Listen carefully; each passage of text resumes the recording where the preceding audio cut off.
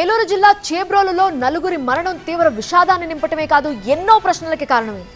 ప్రమాదమా, మరేమైనా కారణాలున్నాయా అనే కోణంలో పోలీసుల దర్యాప్తు మొదలైంది.